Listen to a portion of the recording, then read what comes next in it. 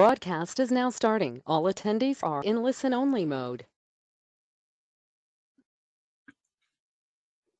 Good evening, everyone, and welcome to our Aquarius pre-full moon discussion and meditation.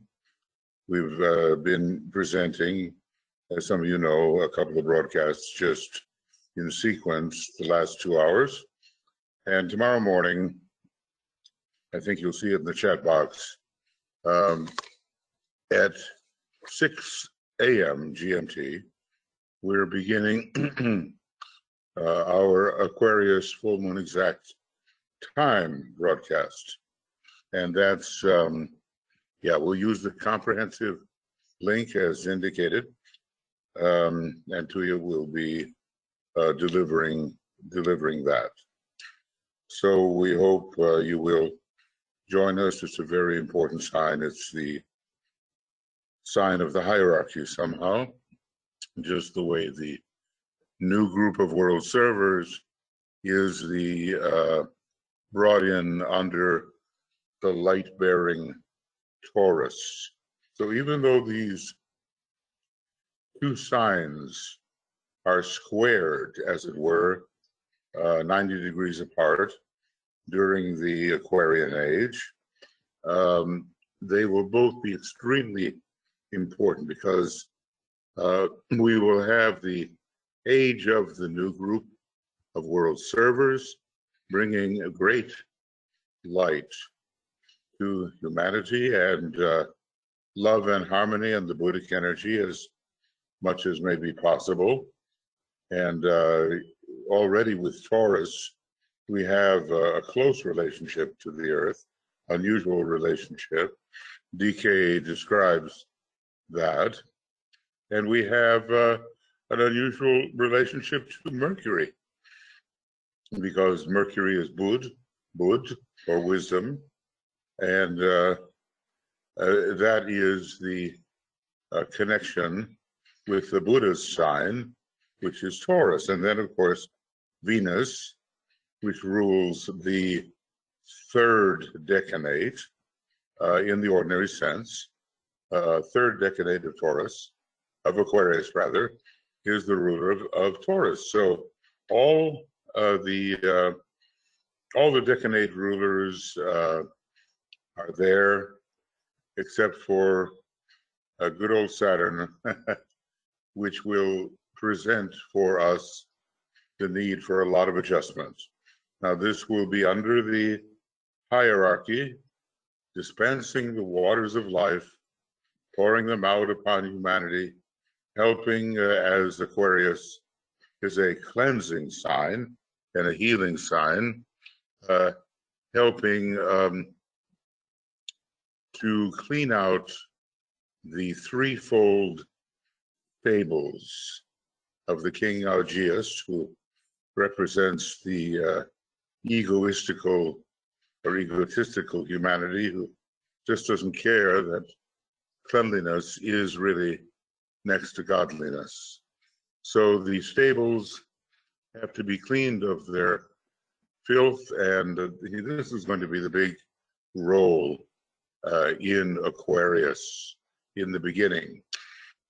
Master DK promised that it would be difficult, and I think we can see that it will be. And further, you know, Aquarius is interesting. It's an air sign, but the air is connected with Buddhi, or love wisdom, and the name of Aquarius suggests water.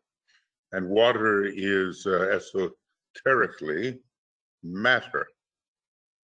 So the cleansing of matter and the cleansing of the formal relationships into which matter is built, this is so very important. Right now, we see a resurgence of the egotistical Leo tendencies. This is not just going on in the United States. It's going to be happening all over, falling back in the hope of finding some kind of leader that will help us not have to think.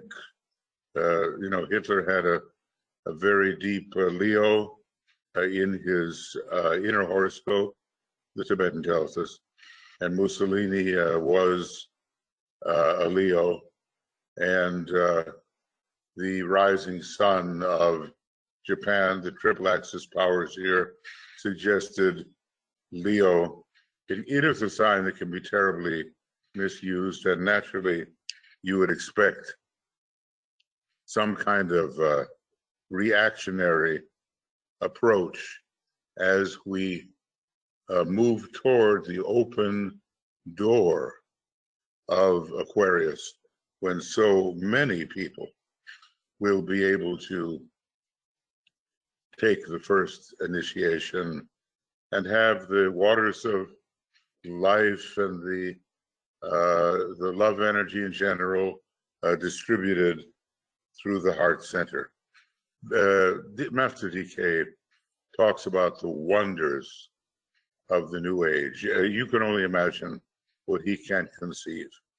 And the great Renaissance is coming in not too long. By 2025, the fourth ray starts really pouring in according to its monadic aspect. And as beautiful as the art has been in the past, he promises that the great cathedrals will look like a child's building blocks. And we can only wonder, with all of the new ways of playing music and getting music across, what will be the musical effect. I expect somehow so much out of Germany and other places where the fourth ray soul comes in, and Austria and Brazil will make its contribution to, excuse me. So it really does help to know the rays and the signs of the various, at least major nations, so we can understand what the great gift of their simultaneous cooperation may be and how they will supplement each other, which is so Aquarian, unity in diversity. We're all for one and one for all. We're all together, and yet we're all distinct. Think about that. There is a kind of a homogeneous sameness, a kind of synthesis which reflects the sameness. We're not talking about that for the New Age and in Aquarius. We are talking about an articulated an articulated synthesis, where every nation will, however small, as it gets to the point where it emerges from its instinctuality, will be able to make its contribution to the beauty of the whole. And to that beauty, we must contribute. Don't let me go off on Aquarius here. Mozart was one of the very famous Aquarians, and so was Franz Schubert. And I know the music area maybe a little better than the visual arts. And these people had the universal outlook. This is the thing. They were able to see in terms of universality. No, not the entire universe, but the greater whole in which they lived and moved and had their being. The year before us, we have the Aquarian banner, water of life am I, poured forth for thirsty men. And of course, men is manus. It means the human race, and that quality of consciousness, which is mental, which distinguishes the human race. So there's nothing here about the division of the sexes. For thirsty people, for thirsty humanity, water of life am I poured forth. And when your head center becomes strong enough, he won't have to bear the burden of the water carrier, which is a strained position in a way. It'll just radiate from all of us, and our very presence will give these living energies to anyone that we may be encountering, whether in the immediate vicinity or if we train ourselves meditatively much farther out. Master Moria tells us that the yogi in the cave is not alone. He's very much with people, and he, through his powers, is giving them the good. He has the ability to be in their presence. The Joffre painting,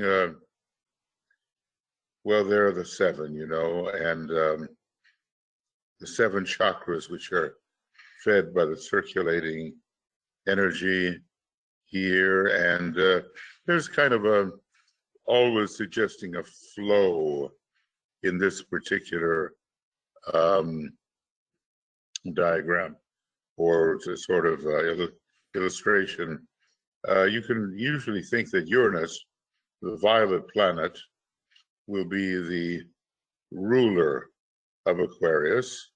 And according to the Tibetan, in an exoteric manner, it is giving that inventiveness and openness to the archetype, to what is supposed to happen, to the design which lies in back of everything.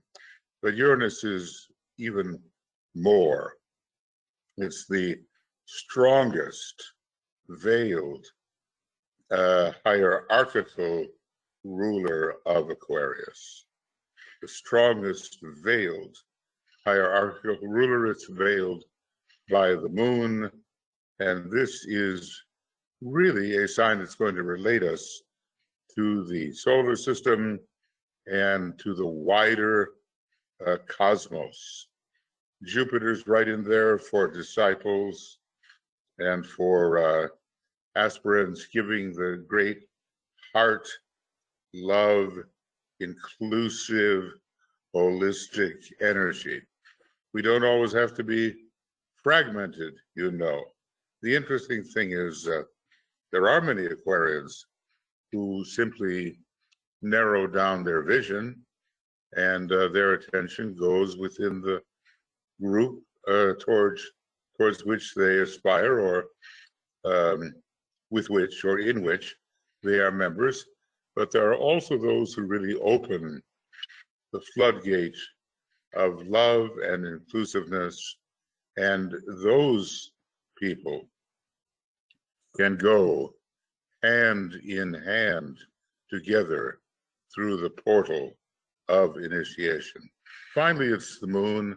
It's not really the moon. We know the moon stands for our threefold personality, lower mind, the astral nature, and the etheric physical nature. And every one of them, let's just say the transfigured man appears here under the veiling moon. Vulcan will rule his etheric physical nature, strengthening it. Neptune will sensitize his astral nature, and Uranus will give him the occult mind, which he really needs to appreciate how things are actually constituted behind the scenes. Here, in the Joffre illustration, the man strains to pour the higher energies out upon those that are thirsty, and unless their thirst is slaked, they cannot join the union. Interesting that one of the streams leads through the jaws of death. And of course, you can maybe, when you look at that, say, well, that is Capricorn, the sign immediately preceding Aquarius. And then we keep on walking forward until we see hierarchy, the shining city on the hill. I'm amused that whatever one might think, the United States President Ronald Reagan, he believed in astrology firmly. He had an astrologer, a Finnish astrologer, by the way, and he was always talking about that city on the hill, the shining city on the hill. So this makes for people of a utopian frame of mind. They may suffer from the ups and downs of the mystical sensitivity, as DK describes that. Sometimes you're on the mountaintop and God's in his heaven and all's right with the world, and other times plunged into the depths of depression. But eventually this up and down wave motion is reconciled with the realization that it's the form that is attracted to and repelled by the greater energies. And when we stop being repelled by the greater energies, we will digest them in a more in a more regular pattern. So there's so much of promise in this sign, and I think it was one of my colleagues said that this is the 7th time that Aquarius has had as its accompanying energy the great 7th ray of order, bringing heaven to earth in a magical manner. So we're going to get our dose of Aquarius. It starts in the year, according to the Tibetan, 2117, and the greater ages of Pisces and Aquarius are about, well, you know, they're almost 26,000 years in duration. They will be beginning soon as well. We'll be moving into the greater age of Aquarius, and that will be called a great Platonic year.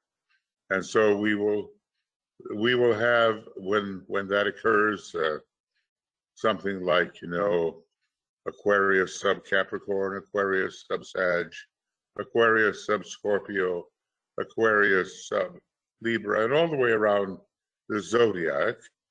And each one of the normal equinoctial ages of about 2,500 years will be a flow through.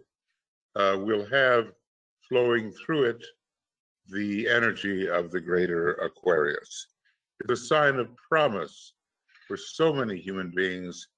The great Aquarian hierarchy will return, those that are slated to return, not all return, and lead humanity into the 5th kingdom of nature, the kingdom of souls. Normally, the number 5 is associated at this time with Leo. It is after all, the 5th sign. And it is the sign which at present is, and not for long, distributing a great deal of the 5th ray. But eventually Aquarius, another 5th ray sign, will take over, and the scientific accomplishments and the blending of science and spirituality will be remarkable during this age. So it can be said of most of us, you know, we're not done with our series of incarnations. So let's just think about how we can help during the coming Aquarian age. Here, you know, Francis has given us the idea of the 7-foldness all blended into one on the wave motion. And I'm just suggesting that you go to the chat box. You can see where his illustrations can be found and the readings associated with them. Here is one, of course, that you can really relate to deeply. The master is surrounded by 7 of his closest chelas. Now, you can call it the Christ or any master, but there's a concentricity about all this, and it goes out to the lesser disciples, just the way the Christ had his ashram of the 3, the 12, the 50, and the, was it 70, and the 500, something of that nature. There were different spheres of the ashrams. Now, how do we enter the ashram? And because Aquarius, in a way, is that sign particularly ruling the ashram. And how do we really enter the ashram? And, you know, there's probably many answers, but I think I can distill them down to the idea that we serve to our uttermost with the abilities we have, used as wisely and lovingly and intelligently and enduringly, there's the will, and enduringly as may be possible. That will bring us closer and closer to the interiority of the ashram and into the fuller and fuller presence of the master. If our motive is somehow unbeknownst to us, a kind of a selfish individual motive, which we could classify under the term spiritual ambition, you know, to become personally greater and greater, it will not succeed. So we'll have, I think many of us who intently study the Bailey books and the secret doctrine and the new revelation that is coming in a few years, around the year 2025, will be working assiduously with the ashram, whatever ashram it may be for us, and of course with the greater ashram to which we all refer, in order to really lift humanity into the consciousness of the fifth kingdom. And that we're on our way. All of our struggles, all of our labors, we are becoming souls, expressive souls in incarnation. We are becoming that. And it's probably a lot different, I would say, than the words that are used to describe such things. The word is an indicator, but the actual experience may be shockingly different. So let us simply persist through all of our highs and lows and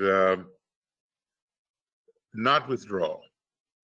Let us become a constantly approaching point of light rather than a point of light which becomes stronger and then weaker through withdrawal, and stronger again and then weaker through withdrawal. Approach is stronger, withdrawal is weaker.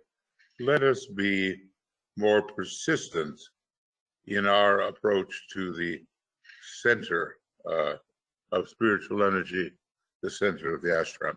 Now, Francis has a lot of wonderful quotes from Master DK, And, I could go off for a long time um, on these various quotations. But let's just say I'm looking at something right here in the middle. If humanity does not become more and more aware of what is called the heart of the sun, which is really the soul nature of the solar logos, then what is to have happened during the Aquarian age will not have happened. So let us open our hearts and embrace many and know that there is one soul with however many apertures there may be. There's lots of points of view, and that point of view is sometimes called the monad, according to Leibniz and others who have speculated upon it, but it's all one consciousness. And let us find our own way, whatever way that is, to head into the spirit of universality. You and I, you in I, universality.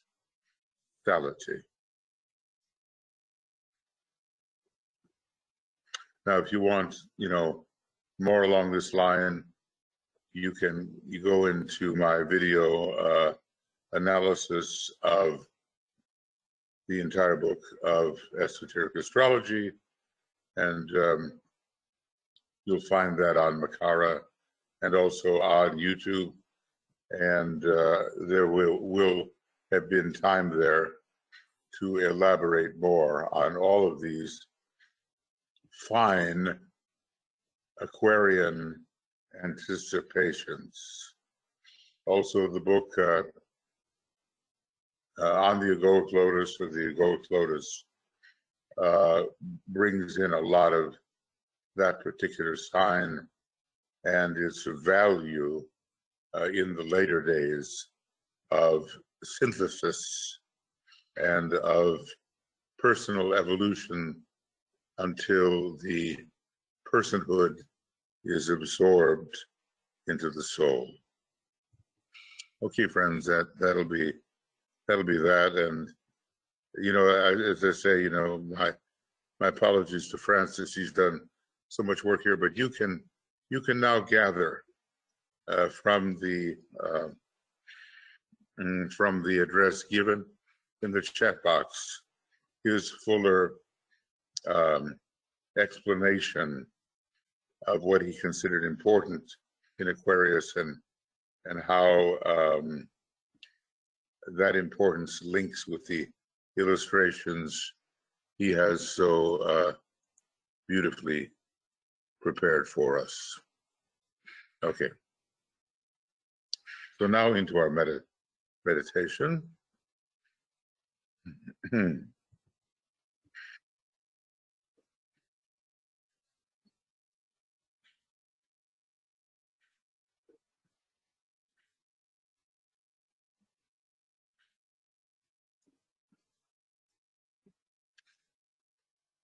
So as always, after just stabilizing the personality,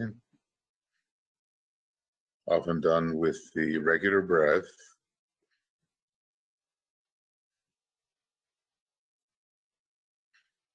we withdraw our consciousness. Pratyahara, we withdraw our consciousness step by step from that personality, realizing that we are the observer. That's just somehow realize that a lot of the things you thought you were, you're not really those things. You're the observer of those states and energies and forms, and And eventually that observer is going to unite consciously in you with what you really are, which is a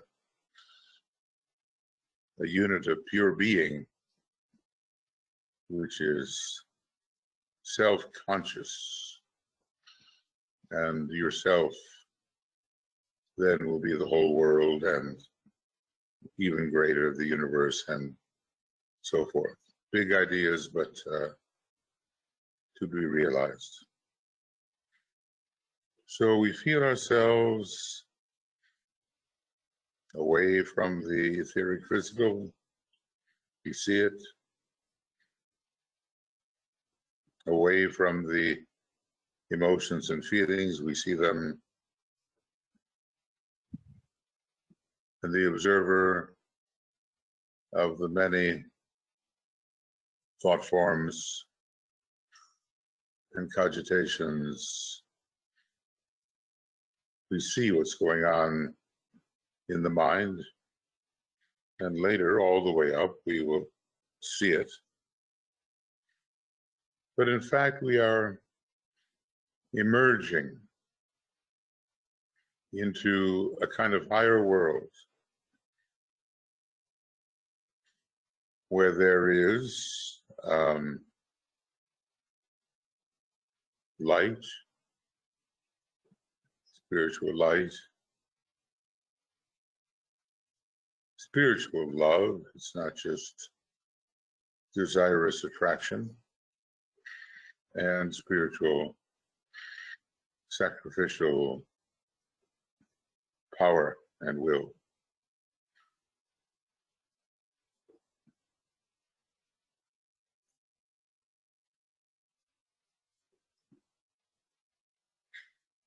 And so we merge ourselves into this new and more lighted world which exists behind the scenes.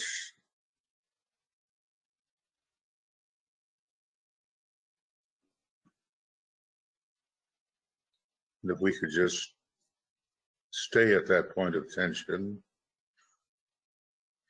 for more minutes and hours in the day, we would be living on the outer plane a more soul expressive life. And we reach out, to the spiritually minded people of the world, whether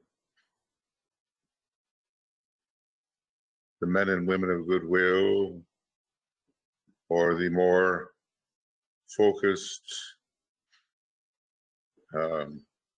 world servers, consciously and continuously serving.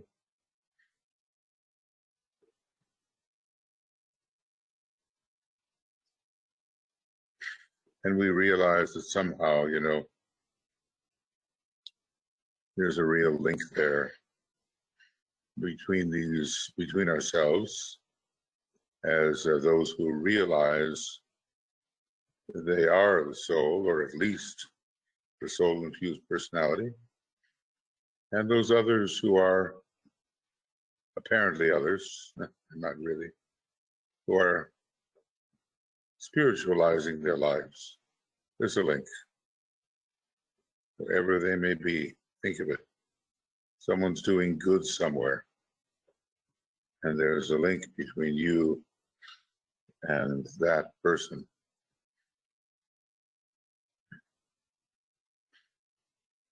You don't know that person in terms of the details of name and place and occupation and circumstance, but you're connected.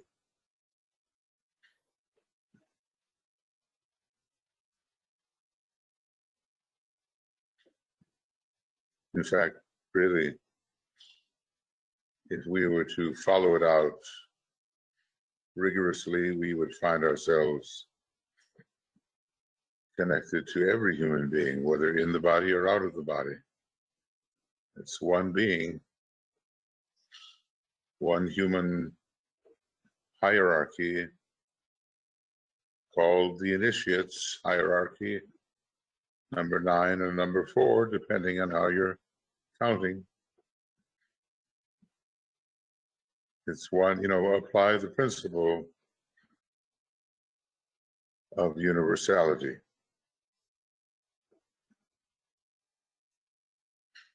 When you think about the billions of human beings, and we'll just confine ourselves to our particular planet and maybe solar system, but even beyond, we don't need to go there.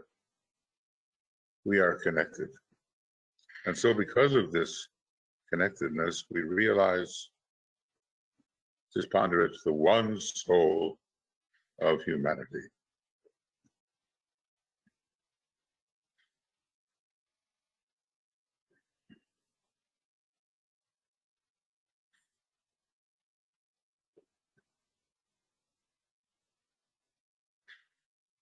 So wherever there is human consciousness, the strange fact emerges that it is your consciousness and will be proved to be such one day when we can absorb the reality. Therefore, Rule 5 in the rays and initiations tells us no longer to use the thought, my soul and thy soul. There's only one soul, and then the powerful mantra, naught is but me. Naught is but me. And you may have to dwell with that for a while, before it really begins to dawn, and it will dawn within, excuse me, with increasing intensity. Naught is but me.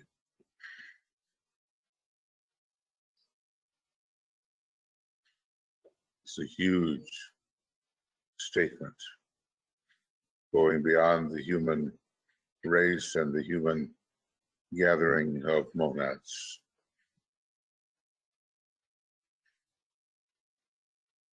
We want to reach these higher worlds, and so we visualize the rainbow bridge connecting the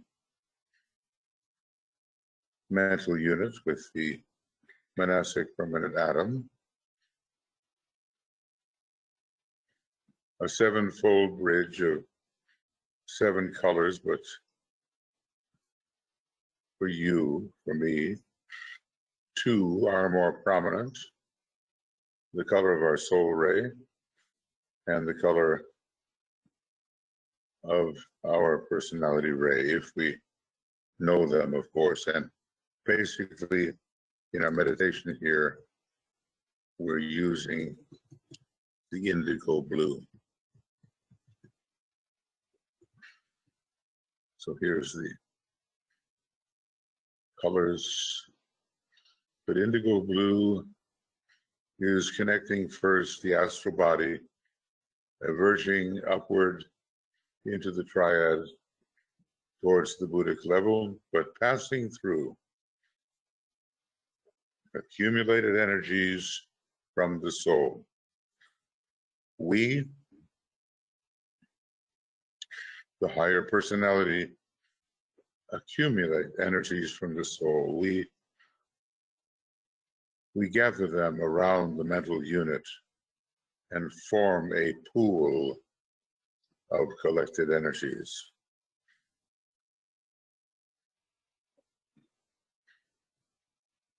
We bring in the light.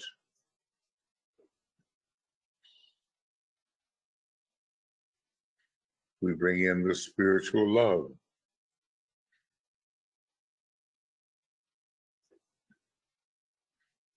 we bring in the rational intelligence.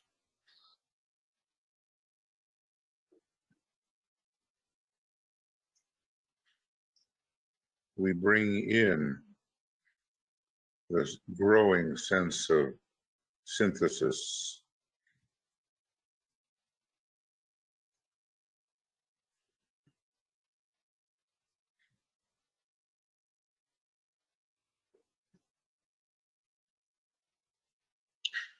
And we bring in whatever we can find within the jewel and the lotus of monadic will and fundamental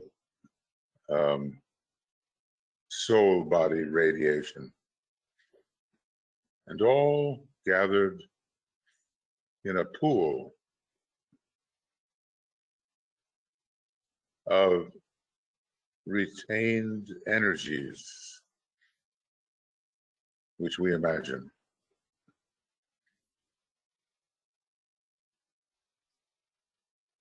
And through those retained energies, we imaginatively send the rainbow bridge, especially colored by indigo. We send it forward towards the spiritual triad. At times we imagine we may reach high into the triad, but it doesn't make any difference. It's not an immediate process. And from the permanent atoms of the triad, energies will come forth to meet our aspiration to anchor ourselves in the triad.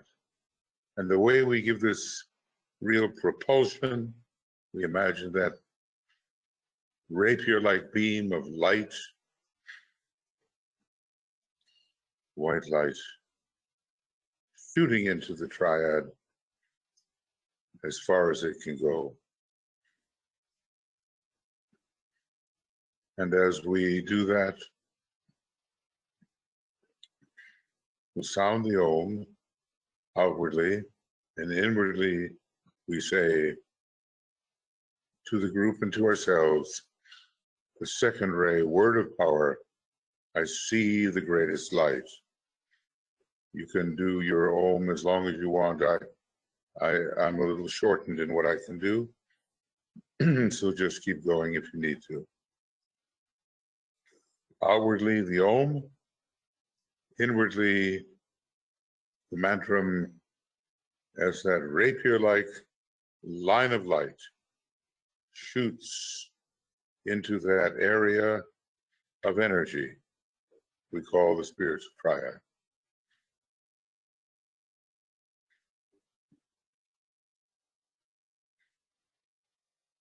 Oh.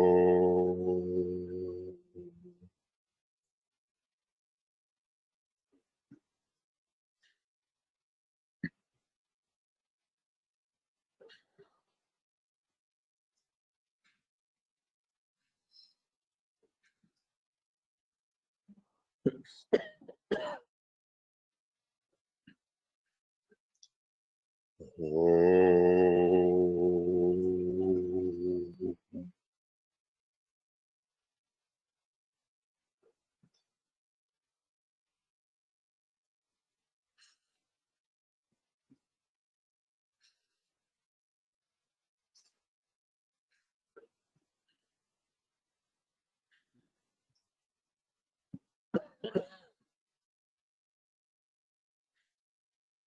Oh.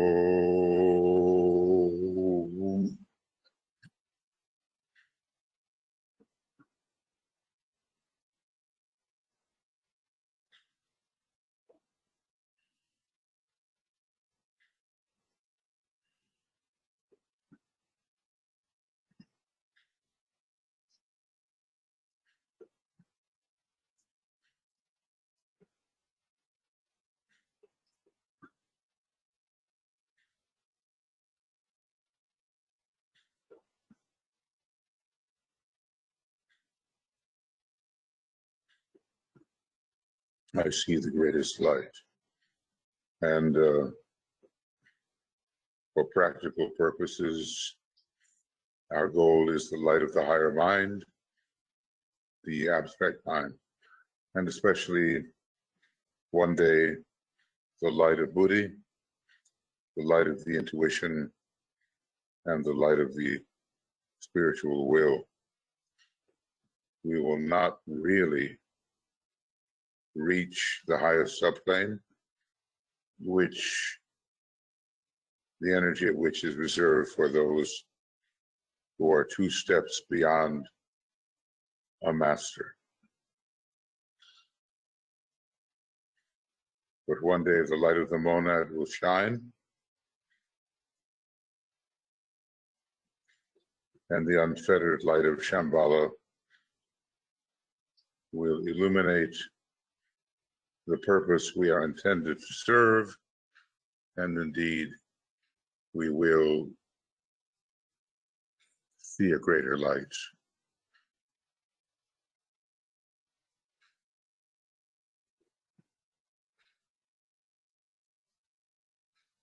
Meanwhile, the triad is the area where the master's consciousness is focused, and we wish to offer our solidarity to them, with them.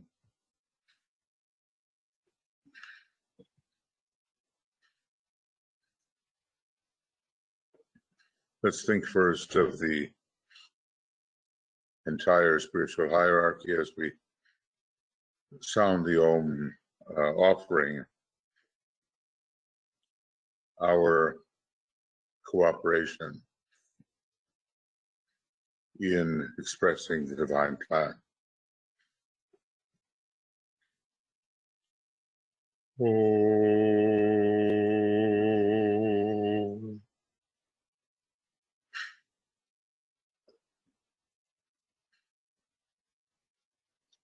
Salutations to the entire spiritual hierarchy of our planet.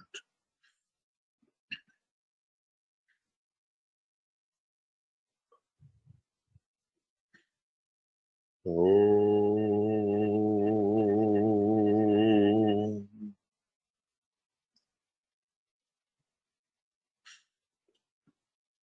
Salutations to the Christ, Master of all masters,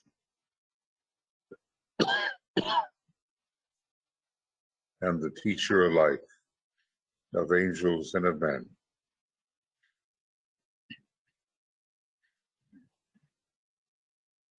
Om.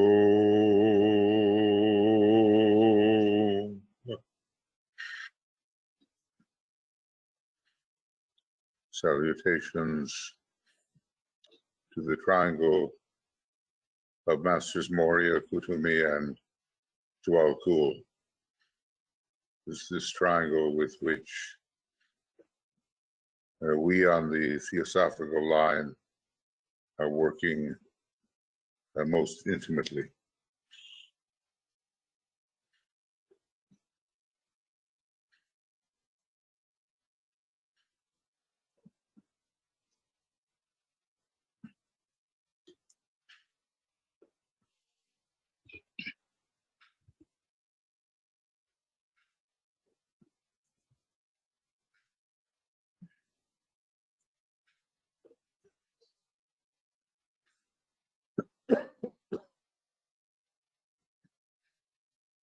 Oh.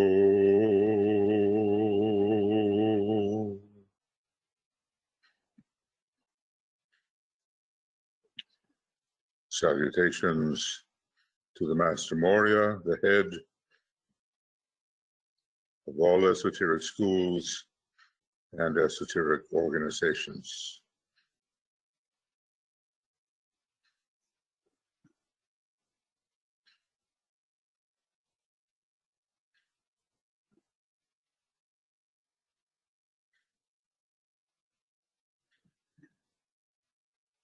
Oh.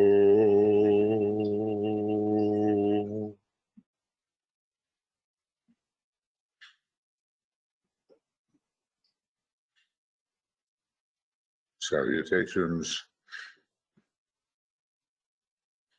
to the Master Kutumi, whose ashram is most involved in preparing for the reappearance of the Christ.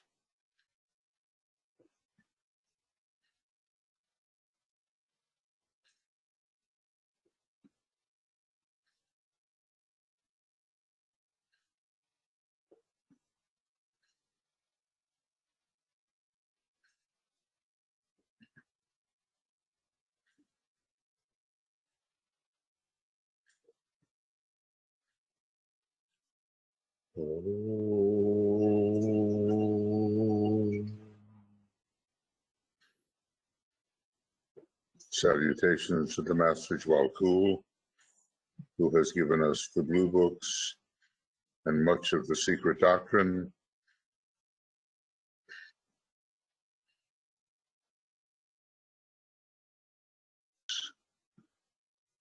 The disciples who are applying for initiation for the first, second, and even the third degree.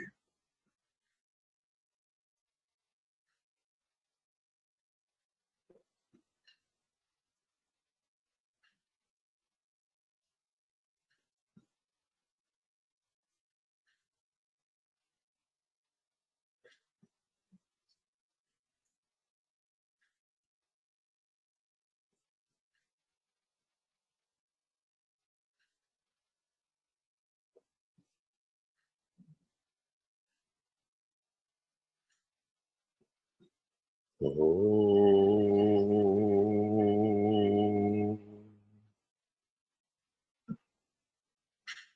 Salutations to your own master as you know him to be or conceive him to be.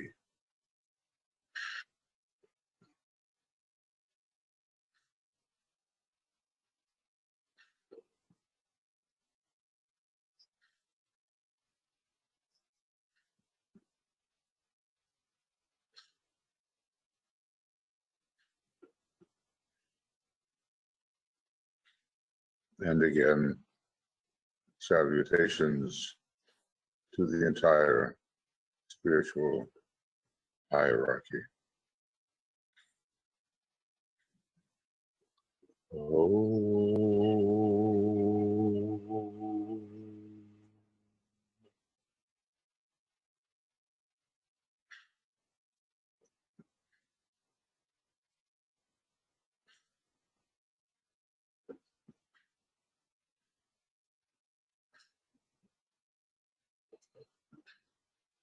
So we work with the great ones. We have a little idea of what they seek to achieve. However, the greatest one of all on our planet come to our little globe is Sanat Kumara, who focuses in Shambhala, the center where the will of God is known.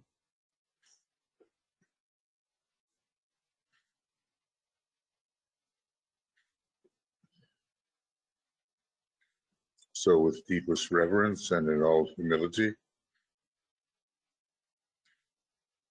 we attempt together as a united group soul to attune to the presence, some line of radiation of Sanat Kumara standing at the center of Shambhala. We attempt to attune to that purpose, that presence.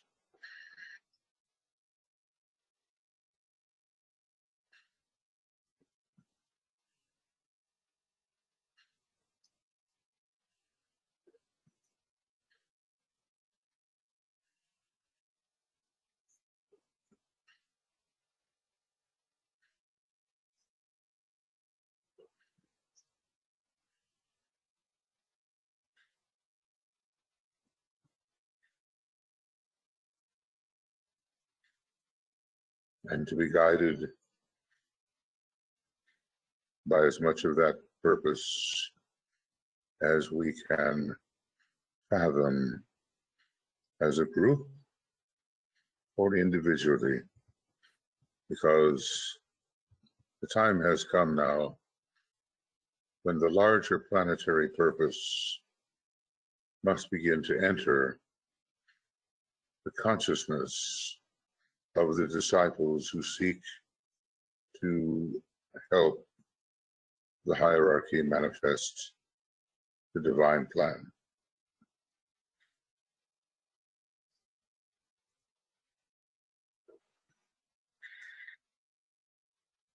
So a long internal silent home as we bathe in the energies of the King of Shambhala and seek to absorb as much of his energy as may be possible.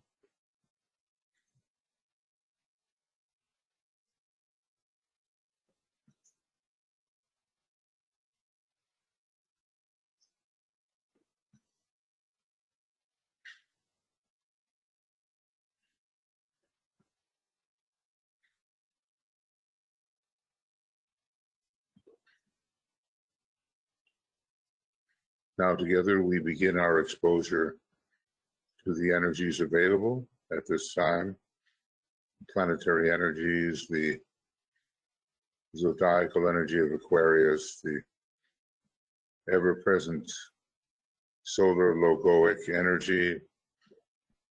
First we assemble at a point, all of us as if we are in one blazing point of light and love and spiritual sacrificial will.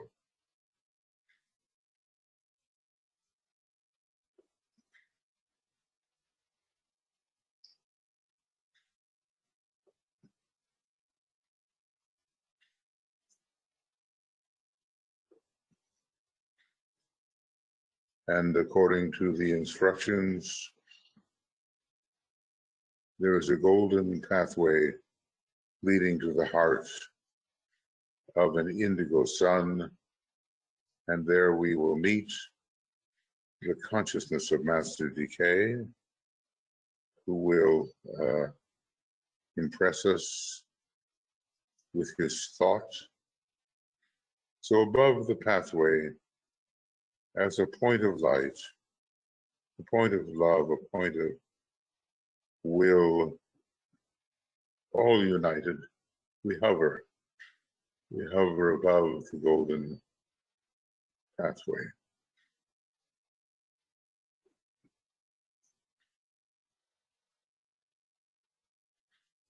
And the pathway starts to shorten, and we travel with it. It shortens and is retracted into the indigo sphere, and we imagine ourselves now within the indigo sphere.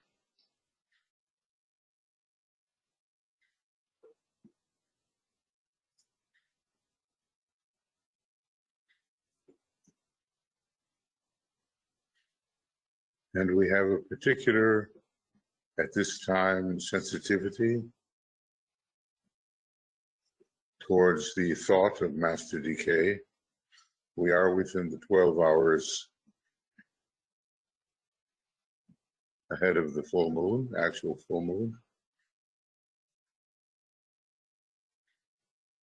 And as he says, he watches the approaching groups.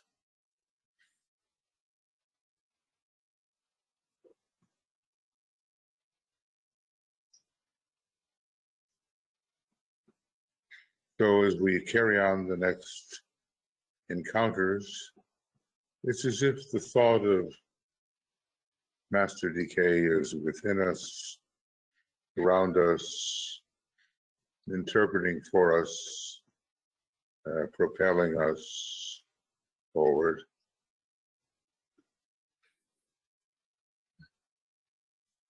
we will be encountering Uranus,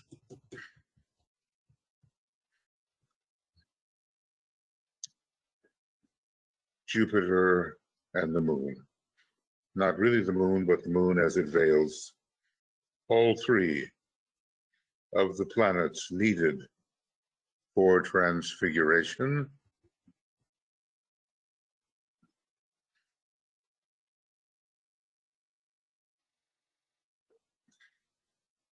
namely Vulcan, Neptune, and Uranus. We will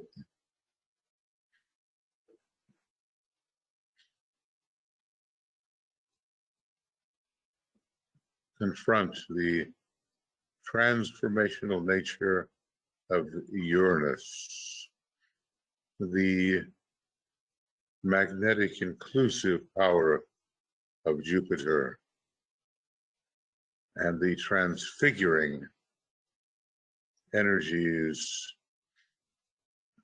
veiled by the moon.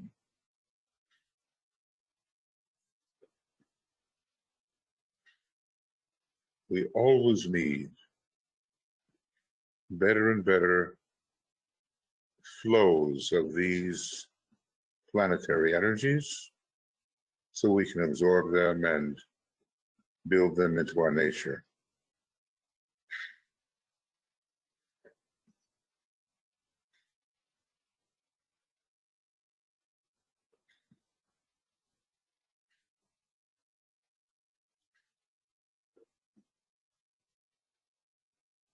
So our first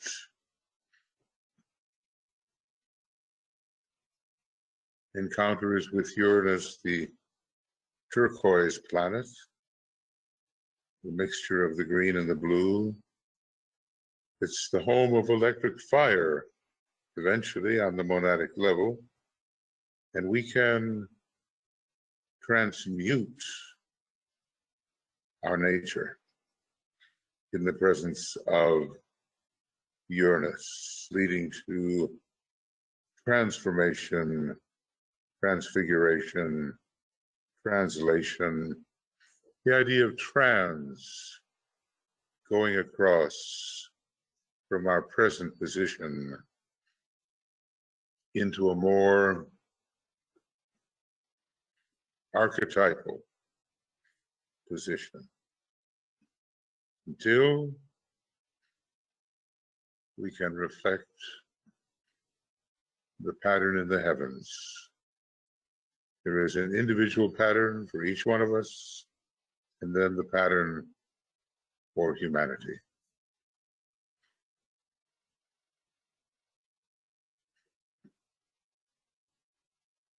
So let's really focus on this Uranian energy, imagining it pour into our groups and conveying transformational power.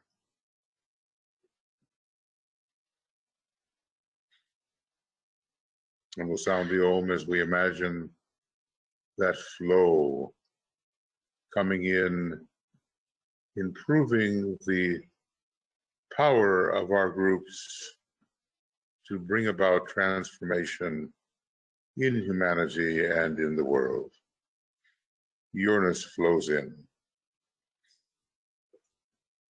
Oh.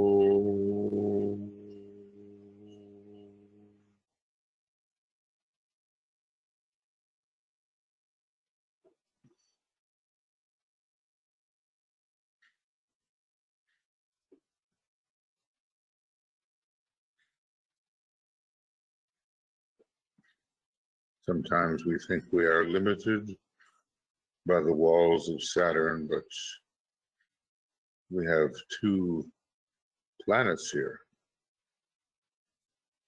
which expand or break the rings past not, and which are one day evidence of mastership, Jupiter and Uranus. So you can transform your nature. And under Aquarius, these few days, let's see how much of that transformation can get started.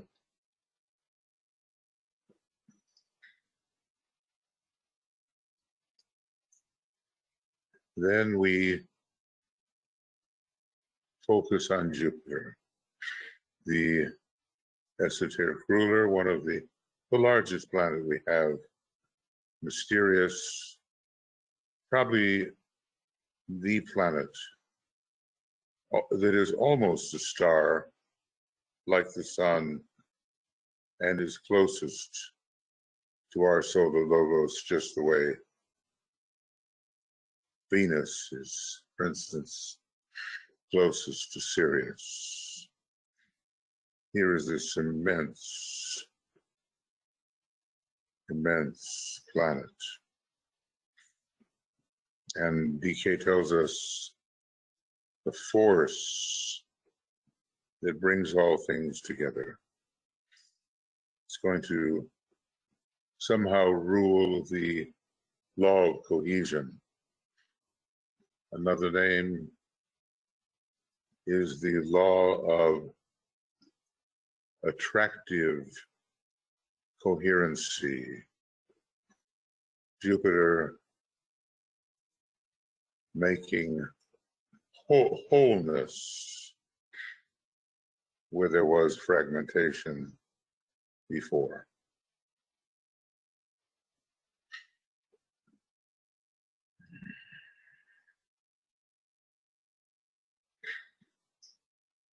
So into our group or groups, the influence of Jupiter will pour, or into our individual lives, helping us relate and become one with, helping us sense that we are part of a wholeness, and we're not just an individual fragment. There is a fellowship, there is a gathering together of those who are committed to love and to pervade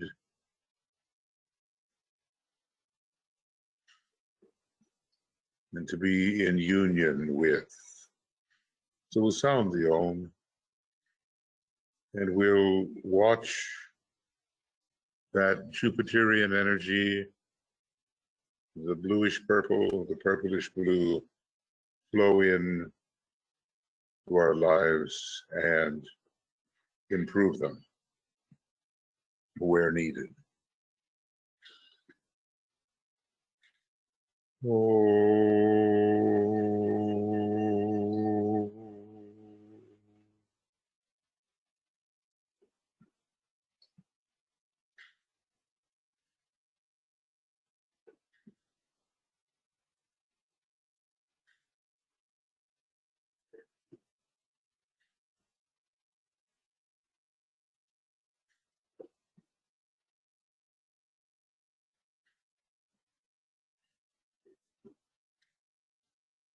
We can grow,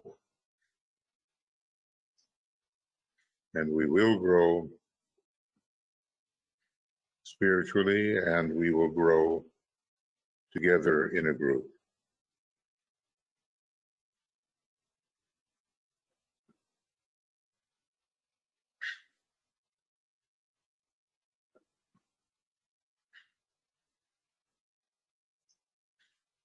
So the optimism of growth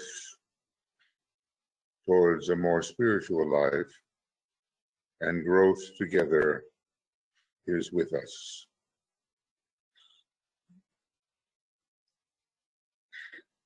And finally, the moon, not really the source of any of these energies, but really a kind of veil. Our lunar nature may veil the incoming of Vulcan and Neptune and Uranus. But as we work upon the refinement of the lunar nature, the veil will lift and we'll be in the position to transmute, transform, transfigure, translate, and enter that higher archetypal world. So we need an infusion of physical Vulcan, emotional Neptune, mental Uranus to really make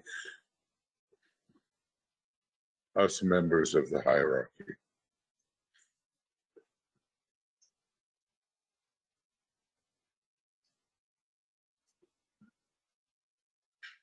And we'll sound the Om, feeling these strengthening, sensitizing, and transforming energies flow in, changing our lives, changing our group life.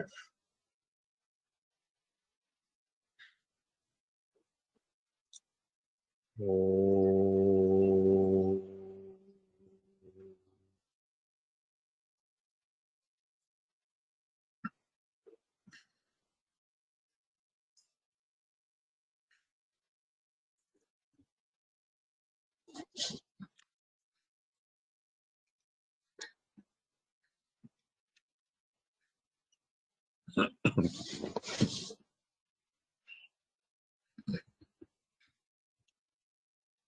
And the next few days, carry the presence of these energies with you.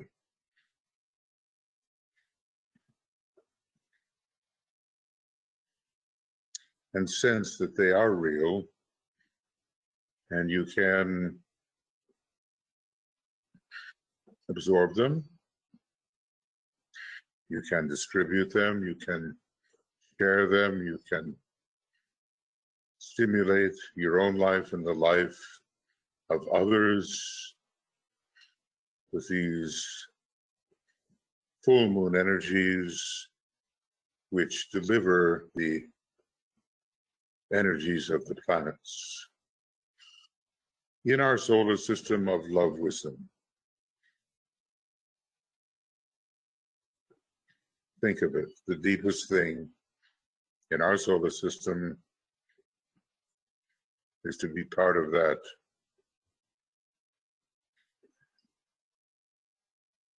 heart center in a cosmic logos. That's what we are. We're all units of heart, regardless of how we arrive there using other rays than the second.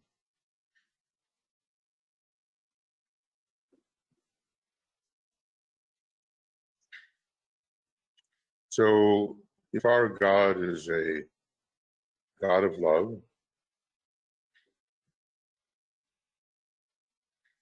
we have to become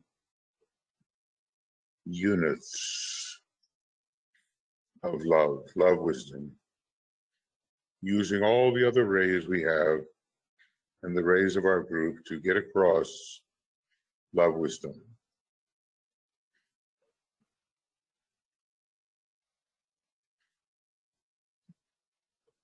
So let's just dwell in that flow from the blue logos.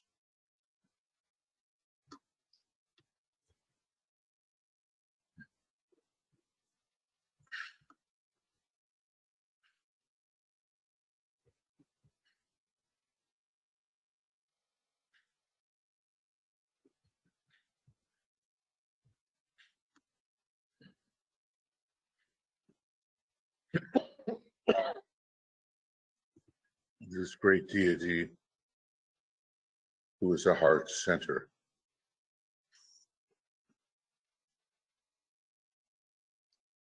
And whatever else we remember about the complexity of our instrument.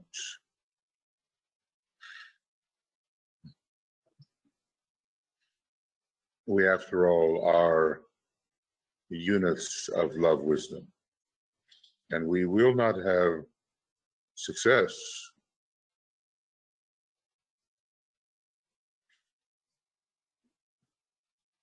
as a representative of hierarchical intention until love wisdom is flowing through the great solar logos to us into our monad, soul, and personality. Even our monad is on the second plane, where we can find an etheric expression of the heart center of the solar logos.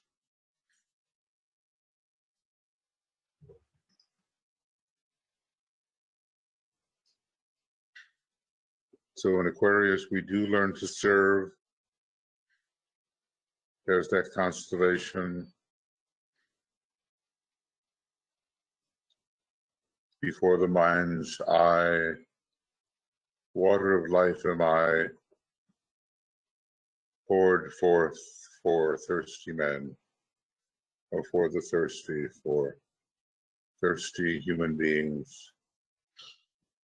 Water of life am I.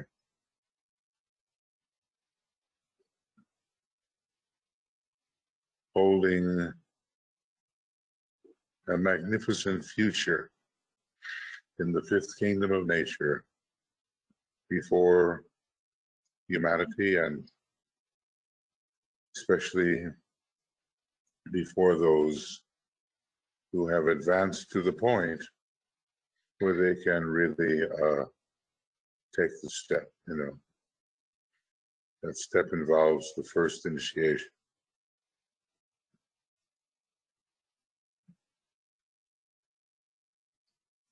It's a great frontier to enter a new kingdom of nature, and the true disciple is always preparing for initiation.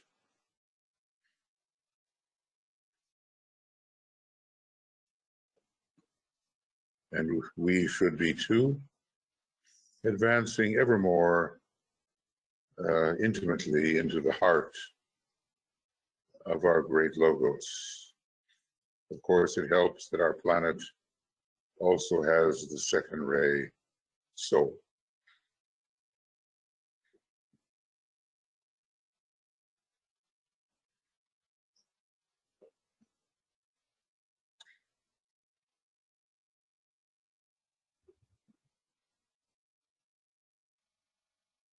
So we learn to serve and spread love universally.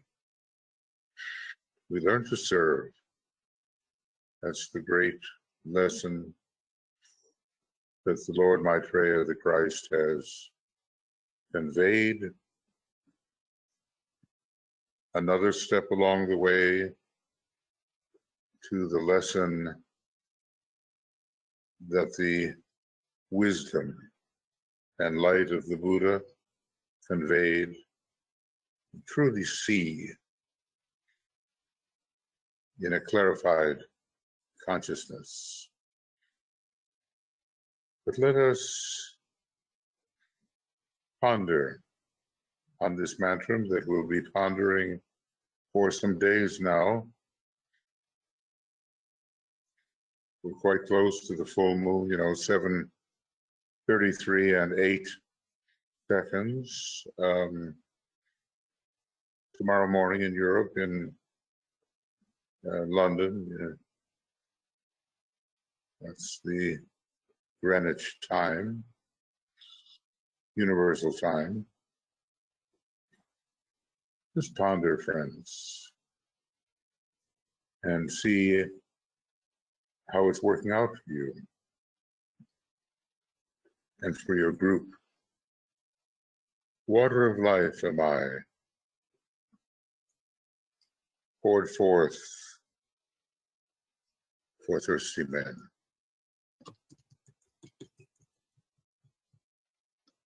Water of life, my,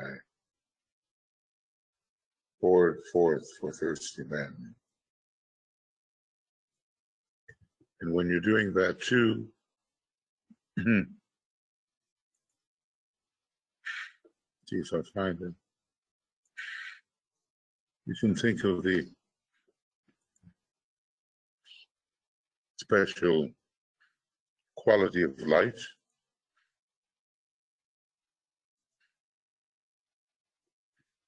which belongs to Aquarius, so beautifully presented here by the Tibetan.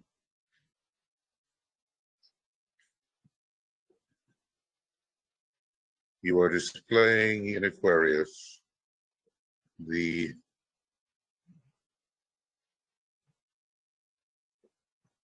light that shines on earth across the sea.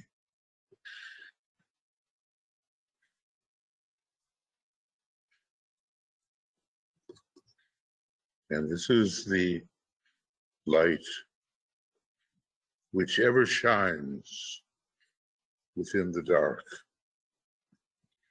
and cleansing with its healing rays that which must be purified until the dark has gone. How beautiful is that? Page 330, I think, of Esoteric.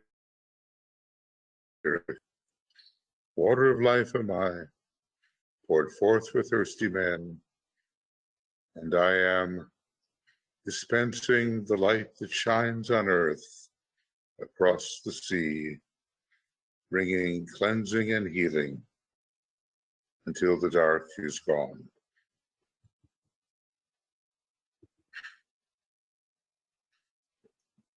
Let's ponder.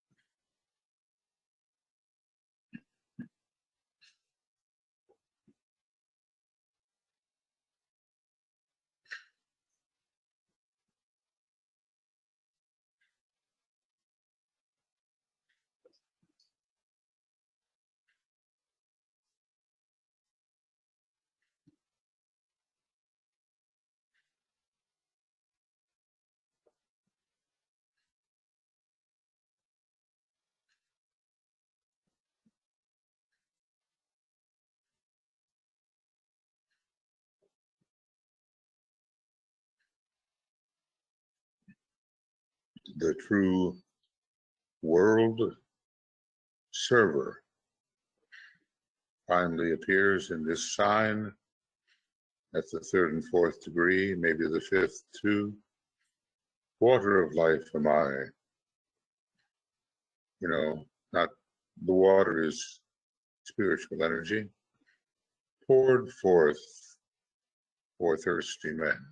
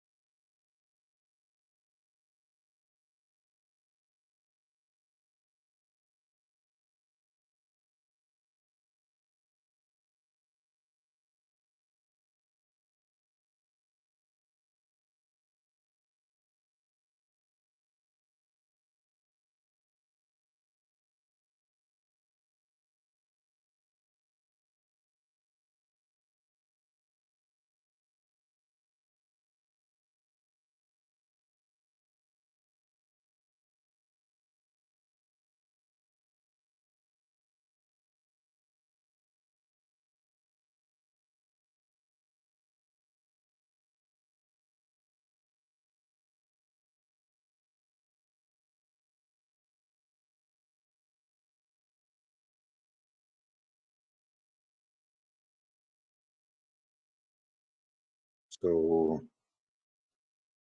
ponder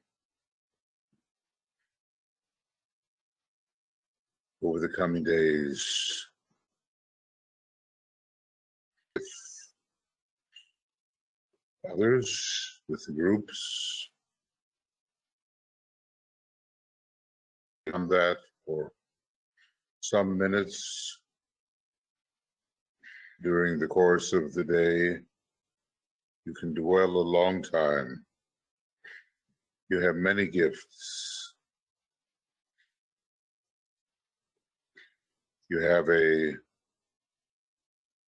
chalice at the head center. You have a greater chalice, which is your causal body, your egoic lotus.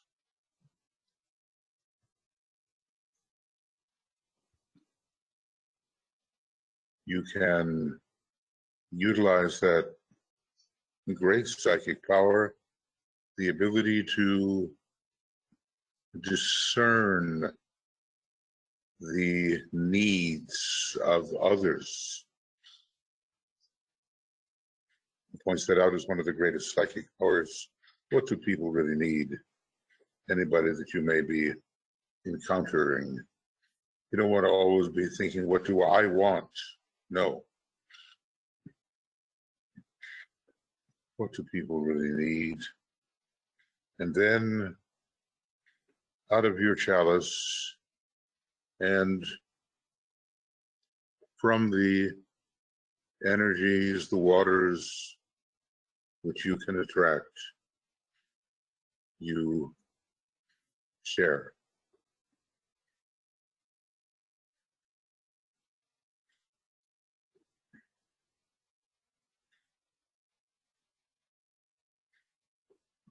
And eventually the sharing becomes like automatic, because something in you just knows what has to be poured, has to be poured forth.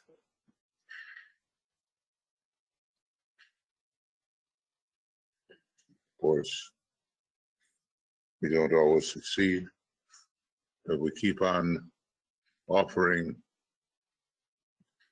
our gifts in service. Water of life am I, poured forth for thirsty men. From the Pleiades, really. It's, we might consider it the center of our particular one about whom not may be said. This is a great super cosmic logos in the head center of that being. All the signs of the zodiac, or rather constellations, are arranged. And they pour forth to other constellations. There's a lot about Aquarius that simply belongs in the head center. It's that kind of radiation of the thousand-petaled lotus and the mental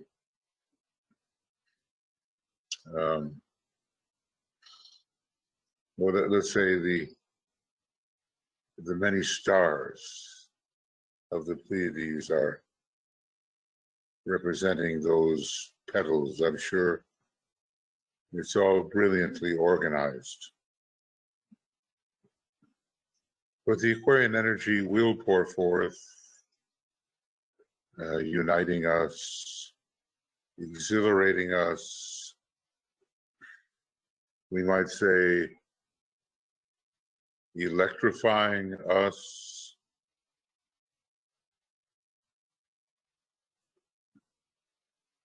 Into our local 7 solar systems, in which our sun is a heart center, and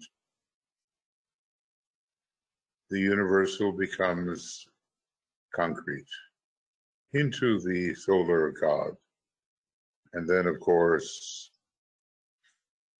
imagine it into Vulcan,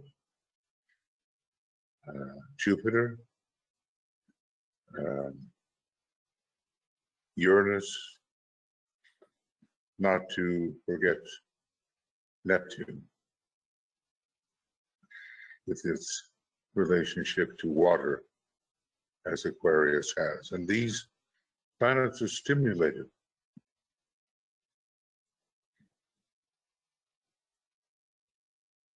And when it comes time for the Earth to have one of its special monthly alignments, they pour their energies into Shambhala and touch the monad and into the hierarchy, and they touch us as the soul, and eventually into every aspect of our personality, but especially our crown center and the etheric body and all that can be electrified and contribute to transformation.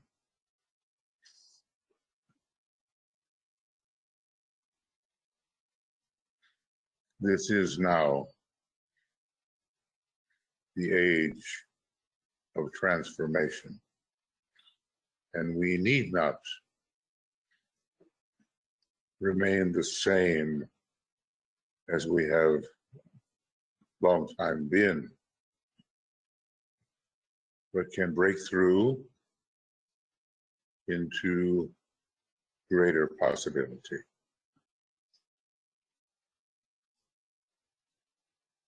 The Aquarian energy is with us. See if we can feel a little of it.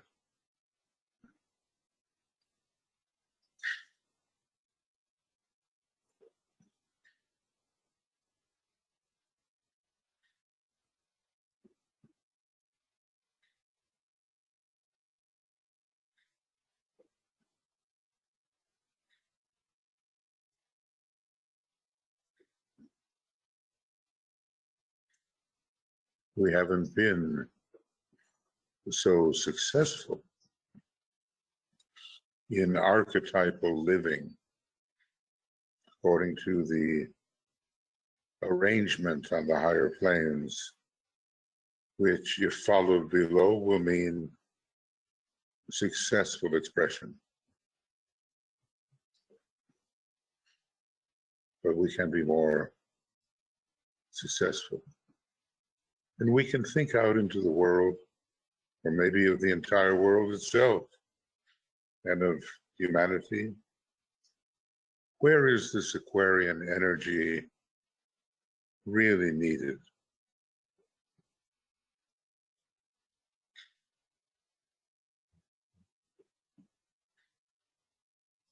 And if you find circumstances where it is so, then with your imagination, direct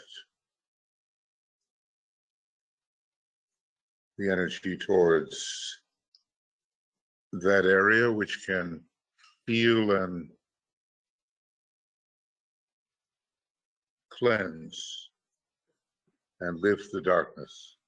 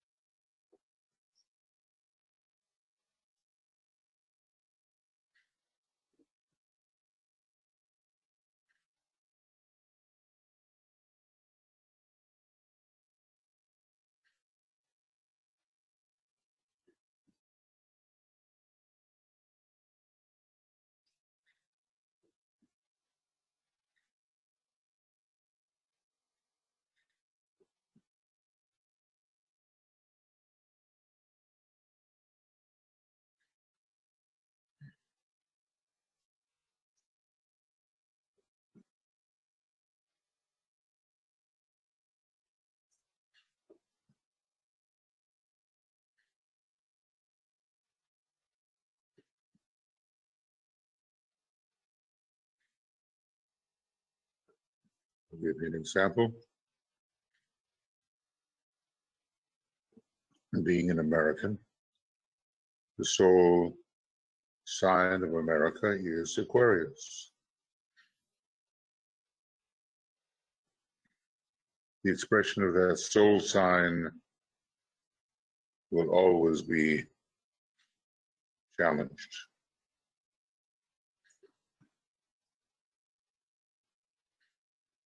Because we don't live on a sacred planet yet. Abraham Lincoln was an Aquarius.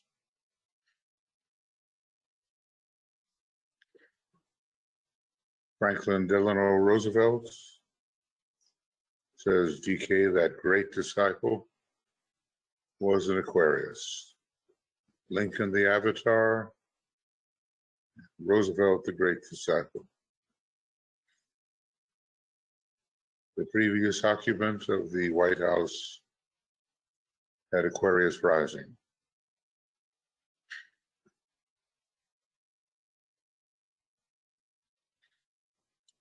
The present occupant of the White House has Leo rising. So let the soul signs pervade. Whenever they are energized, those nations which depend on them for spiritual expression, and this does include Russia as well, Aquarius soul sign.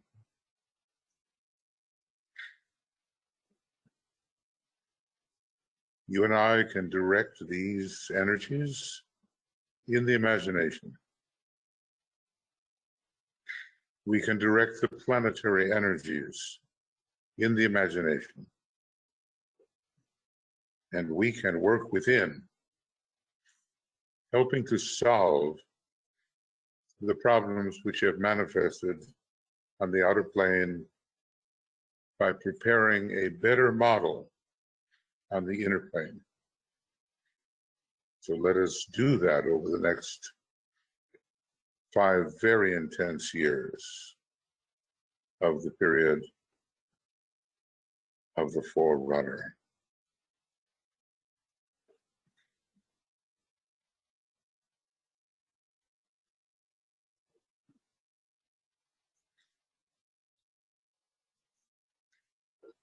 You cannot leave it all to the masters.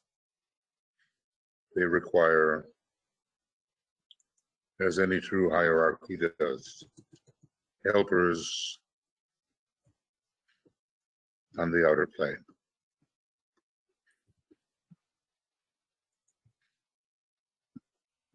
So we'll close with a great invocation and the actual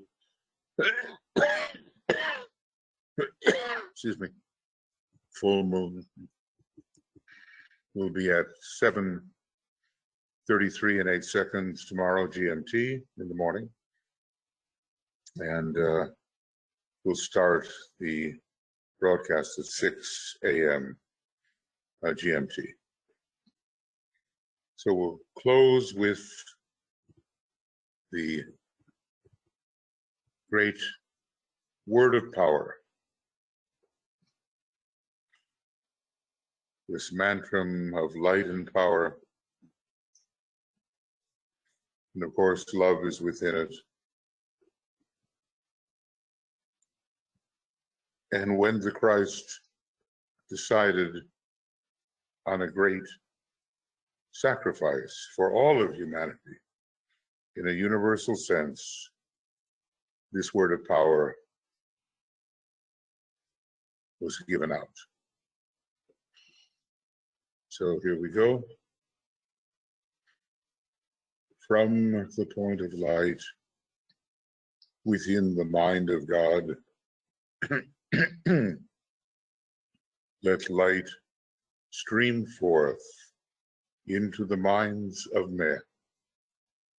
Let light descend on earth.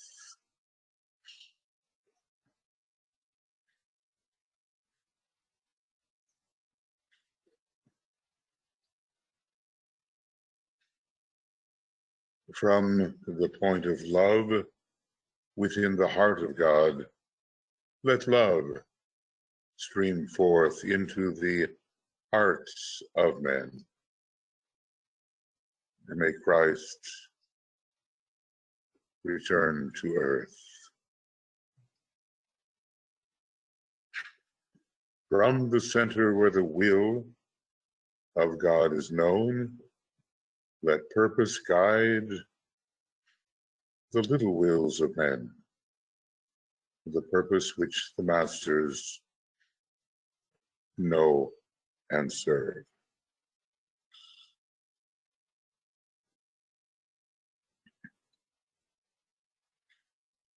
From the center which we call the race of men, let the plan of love and light work out, and may it seal the door where evil dwells.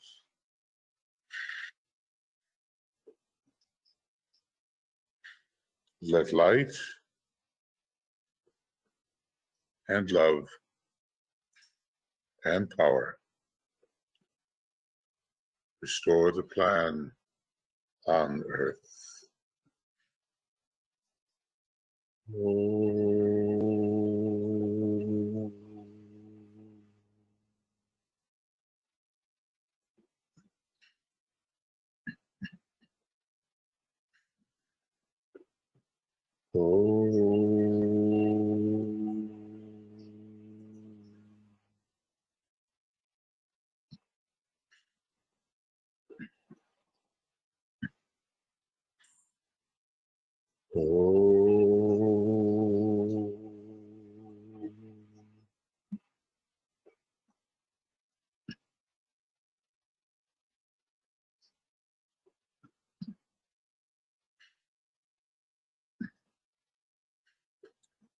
Okay. Thank you, everyone, for being here at this sort of warm-up. If you still have hours of daylight left, you can practice your mantra and visualize the light that shines across all the land and sea. How did it go? Page 330. The light that shines on earth across the sea. And we can enter these Aquarian energies, which will be characterizing the age that lies ahead.